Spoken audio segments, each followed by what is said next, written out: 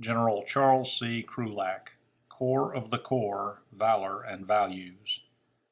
General Charles C. Krulak, the 31st Commandant of the Marine Corps, faced many challenges in his Marine Corps career, from leading Marines in combat in Vietnam to establishing a main logistics base forward in Desert Shield and Desert Storm. Perhaps the most challenging was dealing with moral and ethical issues that landed on his desk as he rose in rank and responsibility. The 1990s seemed to be especially tumultuous. There were a large number of adultery cases, there were hazing incidents, and instances of theft, rape, and sexual harassment. General Krulak is well known for his visionary understanding of the future of operations and how the Marine Corps should shape its doctrine.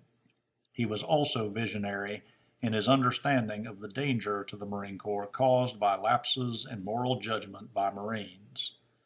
Also, how high-profile incidents of moral failure undermine tactical readiness and relevancy.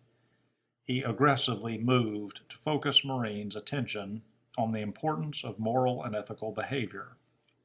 In this 1999 oral history interview with Dr. David Christ, he gives us his perspectives on why there is a direct connection between warrior ethos and ethical behavior.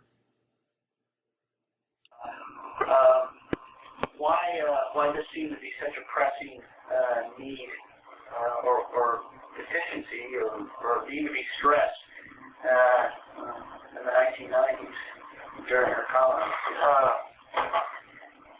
I think that people like to attribute this view to my religion and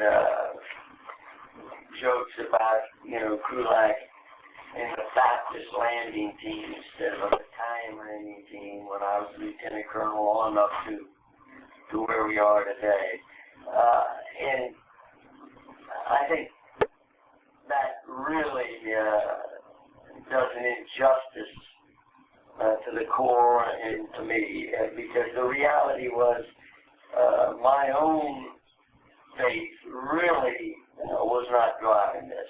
What was driving my belief goes back to what I call the touchstones that are central to our Corps. The touchstone of valor, which is what most Marines think about. It's our warfighting stuff. It's what got us through the wheat fields at Bellwood, which took our Marines to the top of Suribachi, which allowed us to march out of, or fight our way out of the Chosin Reservoir and to cross through the minefields into Kuwait.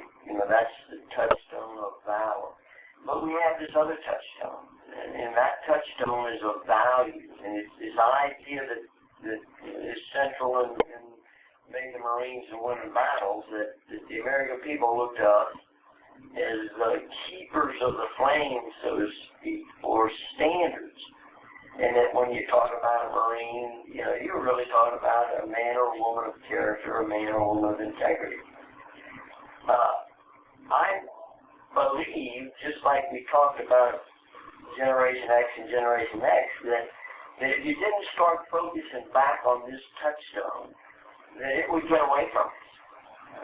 And we had seen chinks in the armor in this fight, whether it was the Okinawa rape case or blood winning or what have you. We were seeing chinks in the armor. We were seeing chinks in the armor with the General Officer Corps when I was sick and saw General Mundy wrestling with some issues with the general officers. We saw it with Tailhook. All of these things that were attacking the very ethos of who we are as Marines, and that is people of character. And so what I intended to do was to just try to bring back into focus the twin touchstone, the one of values. And so we said, okay, look, one of the concerns is the zero defect mentality. What we're going to say is you can have you make all the mistakes in the world so long as they don't become one of moral turpitude.